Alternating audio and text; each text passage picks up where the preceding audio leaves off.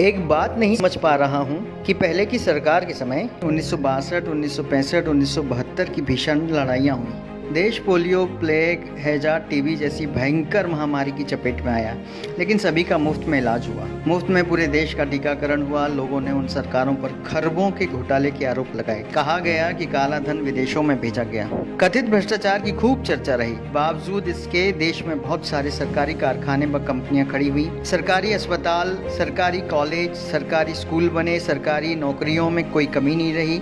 लोगों को नौकरियां दी गई। जो व्यक्ति इंटर मैट्रिक पास कर जाता था उसे घर से बुलाकर नौकरियां दी गई। तनख्वाह में कोई कमी नहीं रही। भत्ता हर वर्ष लगातार बढ़ता था। महंगाई भत्ता 131% तक दिया गया। सबसे अधिक वेतन वृद्धि छठे वेतनमान में मिली।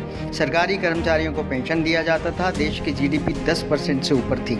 आखिर तमाम घोटाले और भ्रष्टाचार से घिरी सरकारें यह सब कैसे कर लेती थी, जो दिव्य महापुरुष की सरकार नहीं कर पा रही है? जबकि वे विदेशों से काला धन वापस ले आए।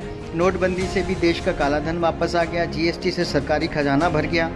आपातकालीन परिस्थितियों के लिए रिजर्व बैंक में जमा पैसा निकाल लिया गया। फिर पता नहीं क्यों 18-18 घंटे काम करने वाले प्रधानमंत्री के सामने सरकारी संपत्तियां बिक गईं और दिव्य महापुरुष की सरकार नौकरियां, वेतन भत्ते, पेंशन नहीं देकर किसान, मजदूर और आम नागरिकों को सिर्फ टेंशन ही दे रही है। कोई युद्ध नहीं हुआ, जीडीपी माइनस में चल रही है, सभी की नौकरियां चली गईं, फिर भी साहब ने सभी एनजीओ, उद्योगपतियों और देश के नागरिकों से पीएम केयर फंड में पैसा जमा करवा लिया। उस पैसे से क्या कार्य हुआ, किसी को नहीं पता। देश में बड़ी अजीब स्थिति बनी है।